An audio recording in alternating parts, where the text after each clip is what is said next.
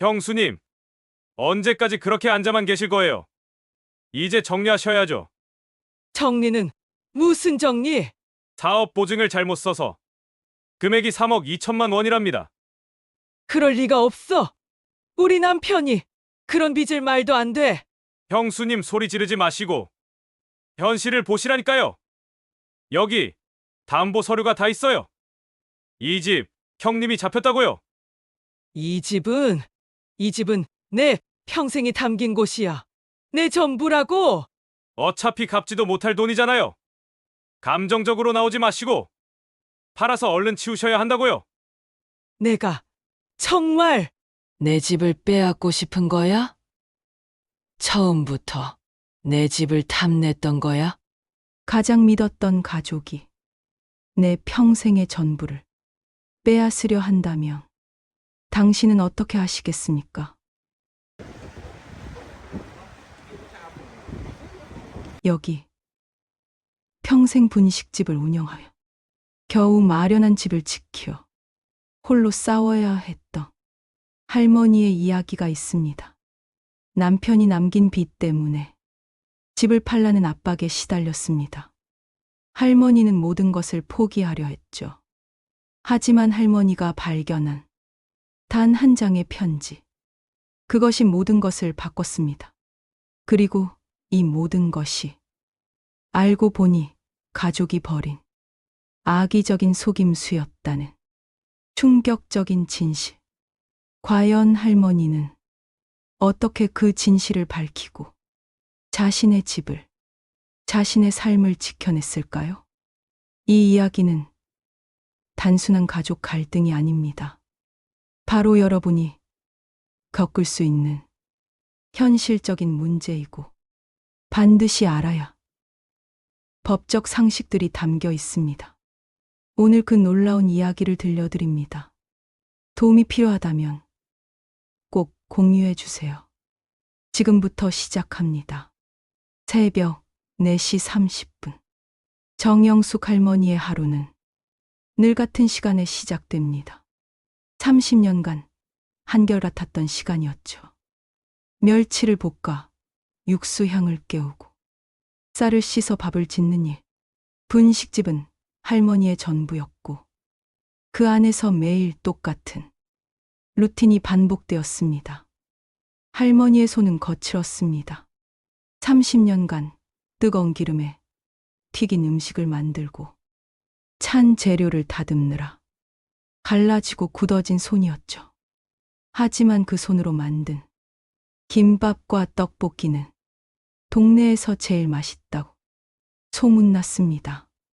어느 날은 허리가 아파도, 또 어느 날은 손목이 시큰거려도 할머니는 묵묵히 쌀을 씻고 김밥을 말았습니다. 남편은 옆에서 설거지를 하고 홀에서 손님을 맞았죠. 그렇게 65년의 세월을 살아왔고 모아 산 작은 집. 대구 동구의 오래된 아파트였지만 햇빛이 오후에 길게 들어오는 거실이 마음에 들어 할머니 이름으로 마련한 집이었습니다. 할머니 인생에서 가장 큰 결심이었죠. 집값이 3억 원 정도 했는데 할머니가 모은 돈 1억 원과 은행 대출 2억 원을 받아서 겨우 마련했습니다. 매달 대출 이자를 갚느라 쪼들렸지만 그래도 내 집이 있다는 것이 할머니에게는 큰 위안이었어요. 거실 창문으로 들어오는 따뜻한 오후 햇살, 조그만 베란다에서 기르는 상추와 깨십, 남편과 함께 보던 저녁 뉴스 시간. 이 모든 게 할머니에게는 소중한 일상이었습니다. 그런데 2024년 어느 겨울날 남편이 심장마비로 갑자기 세상을 떠났습니다. 할머니의 삶은 그 순간 멈춰버렸습니다. 분식집 주방에 걸린 앞치마는 더 이상 제 주인을 찾지 못했고 새벽 4시 30분이면 눈이 떠졌지만 더 이상 일어날 이유가 없었습니다.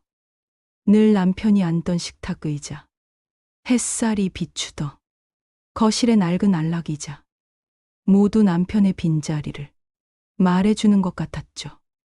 냄비에 물을 올렸다가 끄고 해야 할 일은 손에 잡히지 않았습니다.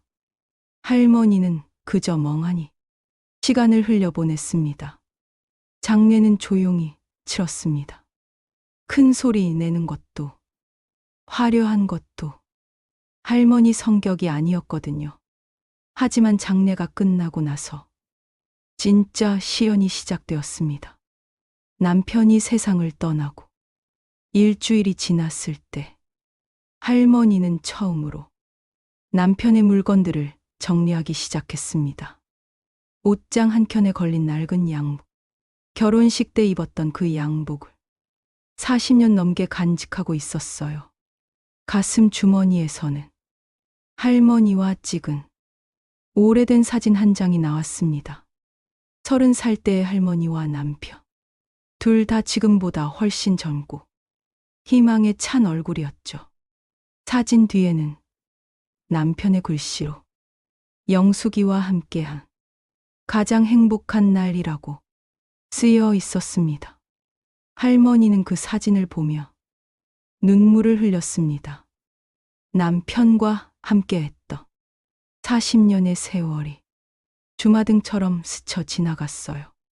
처음 분식집을 열던 날, 남편이 영수가 우리 힘내자, 꼭 성공하자고 말했던 거. 큰아들이 태어나던 날, 남편이 병원 복도에서 기뻐하며 뛰어다니던 모습. 집을 사던 날, 둘이 함께 부동산에 가서 계약서에 도장을 찍던 그 떨리던 순간들. 여보, 왜 말도 없이 가버렸어? 나 혼자 어떻게 살라고? 할머니는 남편의 사진을 끌어안고 혼잣말을 중얼거렸습니다. 그런데 남편의 책상 서랍을 열었을 때 할머니는 뜻밖의 물건들을 발견했어요. 할머니 몰래 모아둔 약봉지들이었습니다. 혈압약, 당뇨약, 심장약. 남편이 아픈 걸 숨기고 있었던 거예요. 처방전 날짜를 보니 벌써 2년 전부터 병원을 다녔더군요. 할머니가 걱정할까봐 혼자 끙끙 앓으며 병원을 다녔던 남편. 할머니는 자책감에 또 한 번 울었습니다. 내가 너무 몰랐구나. 미안해, 여보. 그때 할머니는 남편이 왜 요즘 들어 영숙이 건강해야 해, 영숙이가 내 전부야 라는 말을 자주 했는지 알 것 같았어요. 자신의 시간이 얼마 남지 않았다는 걸 알고 있었던 거죠. 장례를 치른 지 사흘 후, 시동생 박철수 씨와 시누이 박미영 씨가 할머니를 찾아왔습니다. 처음에는 위로의 말을 건넸지만 곧 본색을 드러냈죠. 박철수 씨가 담배를 피우며 말했습니다. 형수님, 형님이 빚을 좀 남겼나 봐요. 할머니는 망치로 맞은 듯 멍해졌습니다. 할머니가 무슨 소리니라고 물었을 때 박철수 씨는 서류를 펼치며 설명했습니다. 사업 보증이 하나 있더라고요. 친구가 치킨 프랜차이즈 사업을 한다고 해서 형님이 보증을 서주셨나 봐요. 예전엔 괜찮았는데 코로나 때문에 부도가 났대요. 금액이 3억 2천만 원입니다. 3억 2천만 원. 할머니에게는 상상도 못할 천문학적인 돈이었습니다. 그런데 형수님, 문제가 하나 더 있어요. 박철수 씨가 무거운 표정으로 덧붙였습니다. 이 보증 서류를 보니까 형님이 이 집을 담보로 잡았더라고요. 할머니는 그 순간 숨이 막혔습니다. 그럴 리가. 우리 남편이 나한테 말도 안 하고. 그때 시누이 강미영 씨가 거들었습니다. 남자들이 다 그래요. 가족 걱정시키지 않으려고 혼자 끙끙 앓죠. 근데 이제 어쩔 수 없잖아요. 괜히 경매 붙기 전에 집을 팔아서 정리하는 게 깔끔할 것 같아요. 집을 팔라니. 할머니는 그 말이 자신의 심장을 파고드는 것 같았습니다. 이 집은 할머니의 땀과 눈물로 지켜온 전부였는데 말이죠. 형수님, 현실을 봐야 해요. 3억이 넘는 돈을 어디서 구해요? 그냥 집 팔고 그나들 집에 들어가서 사시면 되잖아요. 박철수 씨의 말이 계속 이어졌어요. 할머니는 그날 밤 잠을 이루지 못했습니다.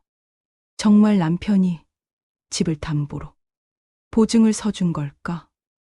믿을 수 없었지만 시댁 식구들이 거짓말을 할 이유도 없어 보였어요. 며칠 후부터 할머니의 우편함에는 낯선 봉투들이 쌓이기 시작했습니다. 붉은 글씨로 쓰인 변제, 압류, 경매. 단어들이 할머니를 덮쳐왔습니다. 채무변제 최종 통지서, 담보물 강제 집행 예고, 경매 신청 안내, 어려운 법률 용어들이 가득한 서류들이었어요. 할머니는 그 서류들을 읽으려 해봤지만 무슨 말인지 도통할 수가 없었습니다. 밤마다 할머니는 잠을 이루지 못했습니다. 밤새도록 천장을 보며 이제 어떻게 살아야 할지 막막했죠. 식탁에 앉아 밥 한 숟가락 뜨는 것 주 버거웠습니다. 평생 강단 있게 살아온 할머니였지만 이 위기 앞에서 자신이 얼마나 나약한지 깨달았습니다. 동네 사람들 눈치도 보였어요. 정영숙네 집이 경매 넘어간다더라. 그동안 잘 살았는데 남편이 빚을 남겼나 봐 하는 수군거림이 들려오는 것 같았습니다. 그런 어느 날 밤 할머니는 남편의 서랍을 정리하다가 놀라운 걸 발견합니다. 누렇게 바랜 봉투 하나. 봉투 앞면에는 서툰 글씨로 영숙 씨에게라고 적혀 있었습니다. 할머니는 그 글씨를 보는 순간 가슴이 뛰었어요. 남편의 글씨였거든요. 괜히 마음이 덜컥 내려앉으며 봉투를 열었습니다. 봉투 안에는 두 가지가 들어 있었습니다. 첫 번째는 20년 전에 가입한 생명보험증과 수익자는 할머니 이름이었어요. 보험 금액은 5천만 원이었습니다. 두 번째는 남편의 서툰 글씨가 담긴 한 통의 편지였습니다.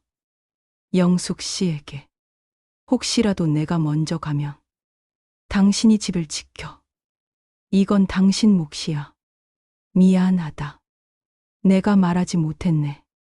겁이 났어. 당신이 걱정할까봐. 박철수가 자꾸 돈을 빌리자고 해서 거절했는데 혹시라도 내가 죽고 나서 당신을 괴롭힐까봐 무서워. 이 보험은 당신만 아는 거야. 집은 절대 팔지 마. 이건 당신이 평생 고생해서 만든 거야. 내 동생들 말 듣지 마. 사랑해. 영수가. 할머니는 그 순간 눈물이 한꺼번에 쏟아졌습니다. 남편도 뭔가를 알고 있었고 할머니를 위한 준비를 해둔 거였죠. 더 놀라운 건 편지 마지막에 작은 글씨로 적힌 메모였어요. 집 등기부등본 확인해봐. 담보 설정 없음. 박철수 거짓말일 수도 있어. 할머니는 그 순간 정신이 번쩍 들었습니다. 혹시 시댁 식구들이 거짓말을 한 건 아닐까? 남편이 정말로 집을 담보로 보증을 선 게 맞을까? 할머니는 그날 밤 처음으로 희망이라는 걸 느꼈어요. 남편이 자신을 위해 준비해둔 것들이 있다는 것. 그리고 진실은 따로 있을 수도 있다는 것을 깨달았거든요. 다음 날 낮, 할머니는 오랜만에 거울을 들여다봤습니다. 푸석푸석해진 얼굴, 쑥 꺼진 볼, 힘없이 늘어진 어깨. 하지만 눈만은 예전과 달랐어요. 포기하지 않겠다는 의지가 보였습니다. 영수가 이제 정신 차려. 남편이 나를 위해 이렇게 준비해뒀는데 내가 포기하면 안 되지. 할머니는 스스로에게 말했어요. 이때부터 할머니의 반격이 시작됩니다. 하지만 할머니는 겁이 났습니다. 무엇부터 시작해야 할지 아무것도 몰랐죠. 다음 날 낮, 할머니는 마치 평생 처음 하는 것처럼 떨리는 손으로 전화기를 들었습니다. 주민센터 무료 법률 상담 번호를 누르고 떨리는 목소리로 겨우 상담을 받고 싶습니다. 라고 말했죠. 어떤 일로 상담을 원하시나요? 친절한 목소리가 들려왔어요. 남편이 보증을 섰는데 집을 팔라고 하는데 잘 모르겠어서요. 할머니의 목소리는 작고 떨렸습니다. 네, 알겠습니다. 목요일 오후 2시에 상담 가능하시겠어요? 관련 서류를 모두 가져오시면 됩니다. 시청자 여러분, 이 부분이 정말 중요합니다. 모르면 물어보는 것, 전문가의 도움을 받는 것. 이것이 바로 자신을 지키는 첫 번째 용기입니다. 할머니는 그날부터 관련 서류들을 찾기 시작했어요. 남편이 정리해둔 파일들, 집, 계약서, 은행 통장들 하나씩 꺼내서 정리했습니다. 그런데 아무리 찾아봐도 남편이 보증을 섰다는 서류는 나오지 않았어요.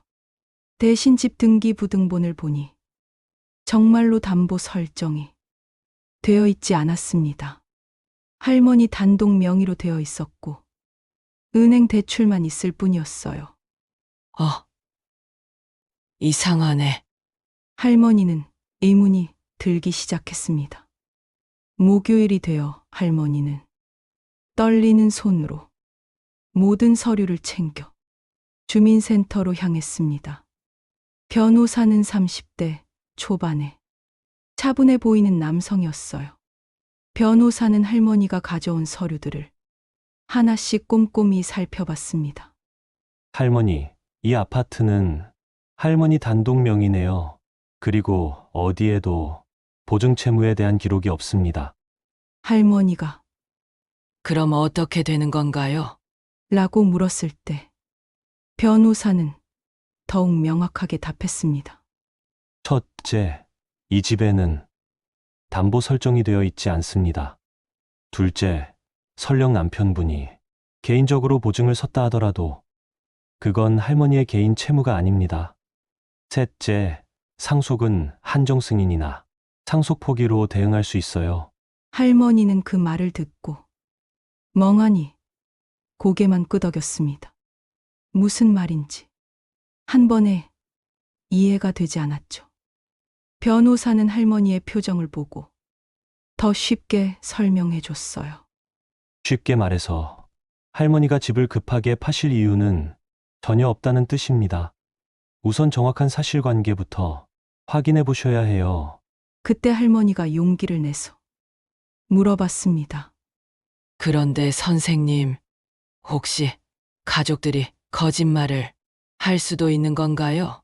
변호사는 잠시 심각한 표정을 지었어요. 안타깝게도 그런 경우들이 종종 있습니다. 특히 부동산이 관련된 상속 문제에서는 더욱 그렇고요. 할머니, 혹시 가족분들이 성급하게 집 매각을 재촉하지 않았나요? 할머니는 그제야 뭔가 이상하다는 걸 깨달았어요. 법률 상담을 마치고 집에 돌아온 할머니는 이제 다른 사람이 되어 있었습니다. 할머니는 그날 집으로 돌아와 변호사가 말해준 상속 포기, 한정 승인 같은 단어들을 종이에 적어 보았습니다. 밤새도록 서류를 들여다보고 인터넷 검색을 해가며 어렵고 복잡한 법률 용어를 하나씩 이해하려고 노력했습니다. 내 집을 지켜야 한다는 생각으로 그녀의 머리는 어느새 법률 서류의 글로 가득 찼습니다. 그런데 할머니가 인터넷으로 조사하던 중 놀라운 사실을 발견했어요. 시댁 식구들이 말한 그 치킨 프랜차이즈 업체가 실제로는 3년 전에 이미 폐업했다는 거였습니다. 3년 전에 폐업했다고? 그런데 코로나 때문에 부도 났다고 했는데 할머니는 점점 의심이 커졌어요. 다음 날 할머니는 용기를 내서 그 업체에 직접 전화를 걸어봤습니다. 여보세요. 혹시 정 씨가 보증을 선 게 있나요? 죄송하지만 저희는 3년 전에 폐업했고 그런 보증 관련 기록은 없습니다. 할머니는 그 순간 분노가 치밀어 올랐어요. 시댁 식구들이 완전히 거짓말을 했다는 걸 확신했거든요.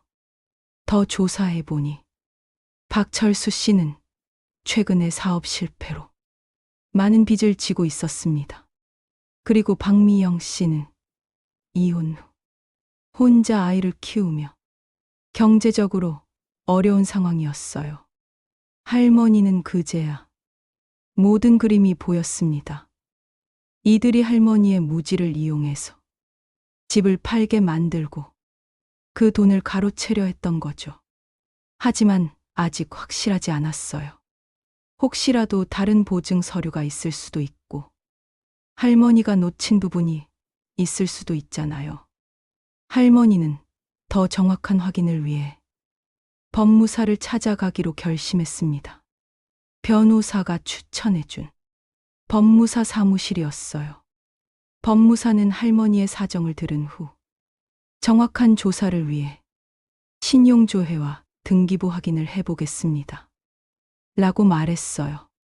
이틀 후 나온 결과는 할머니의 예상과 정확히 일치했습니다. 남편 명의로 된 보증 채무는 전혀 없었고 할머니 집에 대한 담보 설정도 없었습니다. 법무사가 말했어요. 할머니, 이건 명백한 사기 시도입니다. 가족들이 할머니를 속여서 집을 팔게 만들려고 한 거예요. 할머니는 그 순간 분노와 배신감, 그리고 동시에 안도감이 밀려왔어요. 화가 났지만 집을 지킬 수 있다는 희망이 더 컸습니다.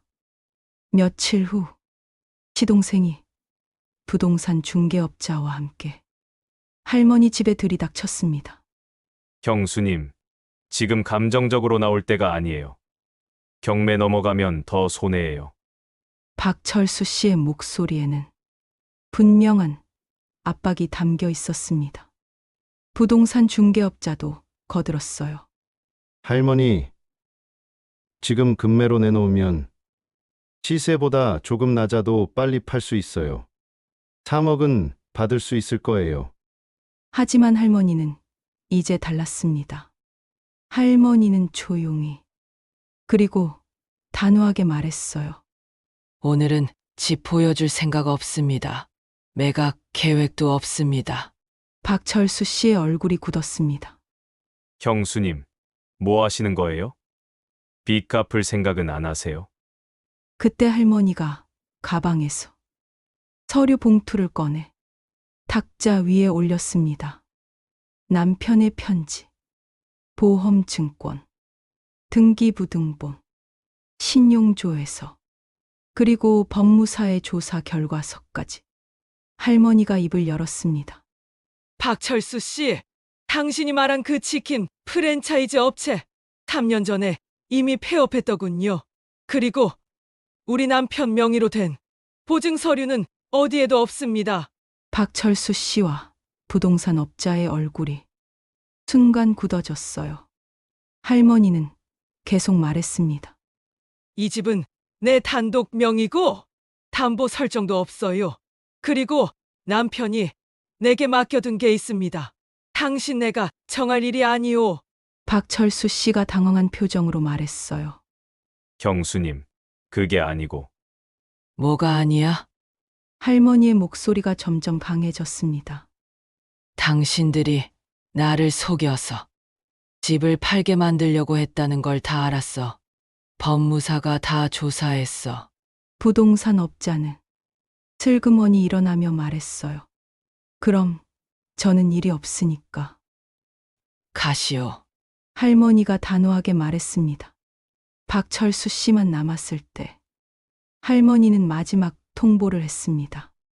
박철수 씨, 당신이 사업 실패해서 빚이 많다는 것도 알고 미영이가 이혼해서 어렵다는 것도 압니다. 하지만 그렇다고 해서 나를 속이고 내 집을 빼앗으려 해서는 안 되는 거 아닙니까? 박철수 씨는 아무 말도 하지 못했습니다. 며칠 후 채권 추심업체라고 주장하는 곳에서 다시 전화가 왔습니다. 정영숙 씨죠. 배우자시죠. 변제 의사가 없으면 법적 절차 진행합니다. 여전히 거칠고 무심한 목소리였죠. 하지만 할머니는 이번에도 달랐습니다. 저는 채무자가 아닙니다. 남편 명의의 보증 채무도 존재하지 않는다는 것을 법무사를 통해 확인했습니다. 부당한 추심은 금융감독원에 신고하겠습니다. 앞으로 연락은 제 대리인에게 하세요. 전화기 너머의 목소리가 멈칫했습니다. 그게 무슨. 더 이상 연락하지 마세요. 사기죄로 고발할 수도 있습니다. 할머니는 전화를 끊어버렸어요. 더 이상 할머니를 함부로 대할 수 없다는 것을 그들도 알게 된 거죠. 그런데 이야기는 여기서 끝이 아닙니다. 법무사가 더 깊이 조사하면서 할머니는 충격적인 사실을 알게 됩니다. 법무사가 할머니를 불러서 말했어요. 할머니, 조사 결과 더 심각한 문제를 발견했습니다. 무슨 말씀이세요? 박철수 씨가 연결된 그 채권 추심업체, 실제로는 무허가 업체였어요. 그리고 이들이 여러 명의 고령자들을 상대로 비슷한 사기를 쳐왔다는 정황이 나왔습니다. 즉, 시댁 식구들과 채권 추심업체가 공모해서 할머니의 무지를 이용해 집을 빼앗으려 했던 거죠.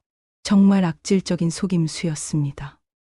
더 충격적인 건 이들이 할머니뿐만 아니라 다른 할머니, 할아버지들도 같은 방식으로 속여서 집을 빼앗았다는 사실이었어요.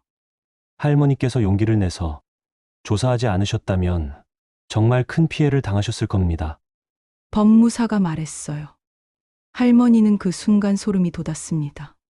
정말 위험한 순간이었던 거죠. 그럼 이 사람들을 어떻게 해야 하나요? 고발해야 합니다. 사기죄, 그리고 무허가 채권 추심으로요. 다른 피해자들을 위해서라도 반드시 해야 해요. 할머니는 더 이상 도망치지 않았습니다. 모든 법적 절차가 마무리된 날, 할머니는 시동생과 시누이를 마지막으로 불렀습니다.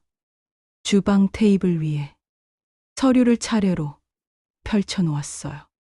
등기부등본, 신용조회서, 법무사 조사 결과, 그리고 고발장까지. 할머니는 침착하게, 하지만 단호하게 말했습니다. 내가 무지하고 겁이 많아서 당신들이 속이려 했던 거 다 알았습니다. 하지만 이젠 아닙니다. 할머니는 손가락으로 서류를 가리켰습니다. 당신들이 내게 갚으라고 했던 그 돈, 처음부터 존재하지 않는 빚이었습니다. 당신들이 짜고 나를 속이려 했던 거, 이제 다 알았어. 시동생 부부는 얼굴이 하얗게 질렸습니다. 그들의 말 한마디가 더 이상 할머니를 흔들지 못했죠. 할머니는 자리에서 일어났습니다. 이 집은 내 삶이요. 나의 무게를 지켜낸 집이요. 당신들은 더 이상 이 집안에 관여하지 마세요.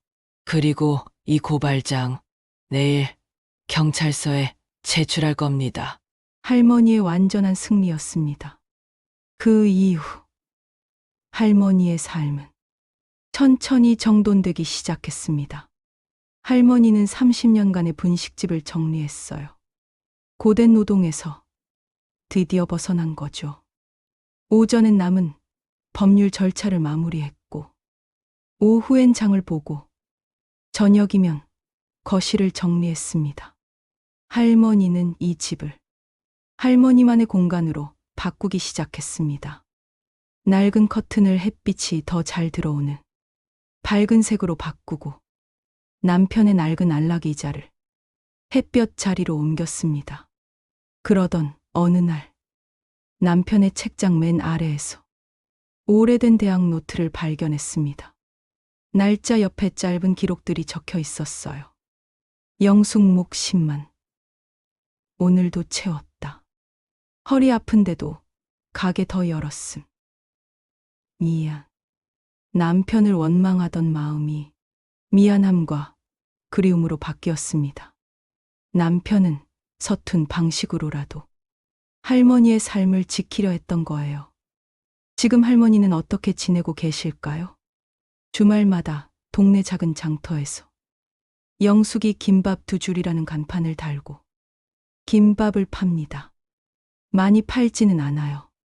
늘 2줄만. 서너 사람에게만 건넵니다. 그 김밥은 할머니의 삶과 손맛, 그리고 지켜낸 시간을 나누는 것 같다고 해요. 시간이 조금 더 흐르자 박철수 씨에게서 짧은 문자가 왔습니다. 미안합니다. 할머니는 알겠습니다. 각자 삶을 삽시다라고 답장을 보냈습니다. 어떤 관계는 그렇게 정리되는 게 나이니까요. 할머니는 요즘 매일 아침 창문을 열고 거실로 들어오는 햇빛을 봅니다. 영수가 잘했다. 할머니는 오늘도 작은 목소리로 자신의 이름을 부릅니다. 시청자 여러분, 정영숙 할머니의 이야기를 통해 우리가 배울 수 있는 교훈은 무엇일까요? 우리는 평생 누군가의 무게를 들어 올리느라 내 몸무게를 잊고 산다. 이제는 내 무게를 기억하자. 그것은 부담이 아니라 존재다. 혹시 지금 비슷한 상황에 계신 분이 있다면 정영숙 할머니의 용기를 기억하세요. 겁이 나도 사실을 확인하세요. 남의 말로 내 삶을 결정하지 마세요. 모르면 전문가에게 물어보고 내 편을 세우세요. 마지막으로 꼭 기억해야 할 연락처들을 알려드립니다.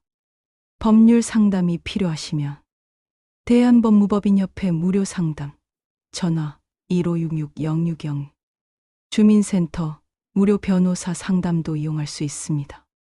금융피해나 부당한 추심을 당하고 있다면 금융감독원 전화 1330 소비자보호원 전화 1372번으로 신고하세요. 여러분의 소중한 집과 삶을 지키시기 바랍니다. 감사합니다.